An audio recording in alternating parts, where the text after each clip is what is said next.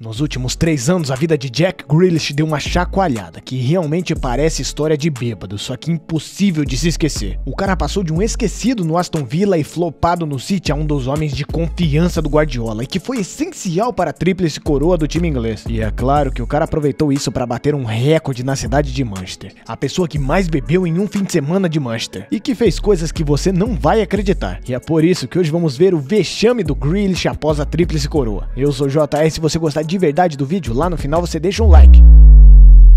Acompanhado de grandes conquistas, com certeza vem grandes comemorações. E o Manchester City pode muito bem falar sobre isso. Campeão das 3 das mais importantes competições europeias, o time de Guardiola simplesmente dominou a Europa e entrou pra história. E agora eu acho que ninguém mais pode falar que o City é um time pequeno. Depois das esmagadoras vitórias sobre todos os times que enfrentou na temporada, o City de Guardiola mostrou que os investimentos realmente valeram a pena. E todos devemos ser sinceros que os caras mereceram tudo isso. E a comemoração não poderia ser diferente do que foi. Um time que desde as finais de 2021 e a semifinal de 2022 era muito forte, e pra cereja do bolo trouxeram Erling Haaland pra ser o cara que decidiria na frente do gol. Só que mais importante do que ter Haaland como seu camisa 9, foi que o Manchester City aprendeu com todas as cicatrizes que ganhou nos últimos anos. Como por exemplo quando deixou o Real Madrid vivo e se viu diante de uma virada histórica que foi um verdadeiro banho de água fria para os Citizens. E os mesmos obstáculos vieram à frente do Manchester City.